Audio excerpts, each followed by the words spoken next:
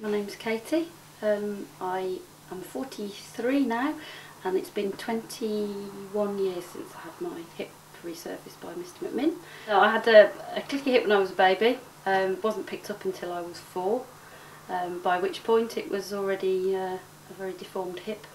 Had a few operations by Mr Sneath up at the Royal Orthopaedic Hospital in Birmingham, and had to eventually have the hip resurfacing because there was nothing more they could do.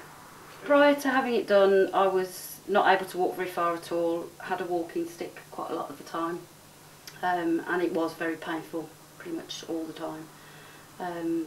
Level of activity was very low. Obviously at 21 you want to be out and about doing a lot more stuff, so it was very restrictive in that respect, and having that operation was a godsend. Did you consider having a hip replacement at that stage? At 21 it wasn't really the sort of thing I wanted to be doing. The options were very limited in the respect that you could have only had 3 in your lifetime at that point. It might have changed since, but at that time it was more restrictive, and obviously I might not have had the level of activity a normal 21-year-old would have had.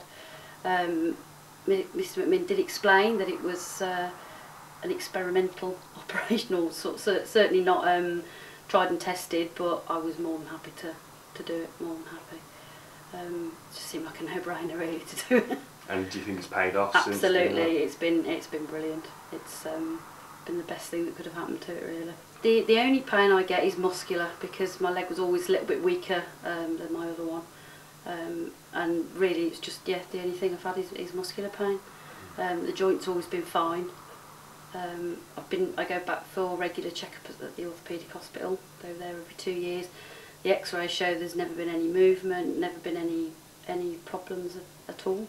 It wasn't quite as straightforward as a standard resurfacing, in the respect that there was quite a lot of bone grafting was done at the same time. So I was actually in hospital for about a month with traction as well, which was lovely. So yeah, it was out of hospital after about a month, and I was on crutches for about 3 months.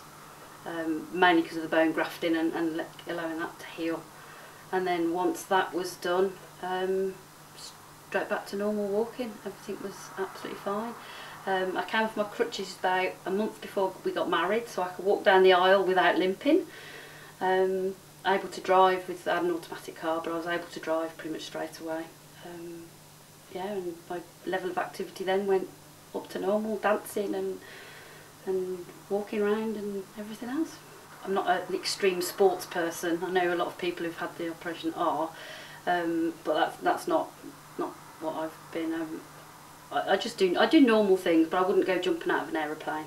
I'll go bungee jumping, because I just think that I've been given something that's made it pain-free. Why would I risk it? Got 2 children. Had the first one 2 years after the operation. No problems at all with it. Had the second one 4 or 5 years later. They were big babies, and carrying them was no problem. And they're now 19 and 14. So. And both healthy? Both very healthy, very clever. Eldest one's at uni. Youngest one's doing his GCSEs, and yeah, they've never had any problems. There's been a report out actually recently saying that hip resurfacing is not a suitable operation for young, active females. Yes, that made me very angry. How does that contrast with someone like yourself? I was ranting at the telly when I saw the report, because it just seems to be such a narrow-minded view when there are so many of us that have actually had it, and it's been a very good success, and it has given us a life that otherwise we wouldn't have had.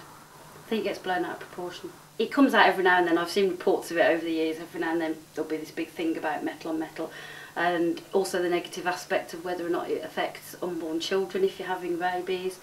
And I just get really quite cross with it. I get cross with it that there doesn't appear to be any real evidence that anybody's ever come out with that says this will cause this problem. And at the end of the day, it's given me a pain-free life. So the fact that it's lasted now 21 years is better than I would have imagined anyway. It's certainly better than I would have got with a normal hip replacement. How important is having a robust hip that you can rely on for your day-to-day life? It's just absolutely crucial. I couldn't have done most of what I've done in the last 20 years if I'd have not had my hip done. and resurfaced. I don't know what I would have done with having children. Certainly not when they're young and you're running around after them and physically carrying them. I don't think I could have done any of that, and it would have made life a lot harder. Very satisfied with the outcome, and I think both my mother and my father and myself would actually all say that Mr McMinn is actually our hero. He's my mum especially.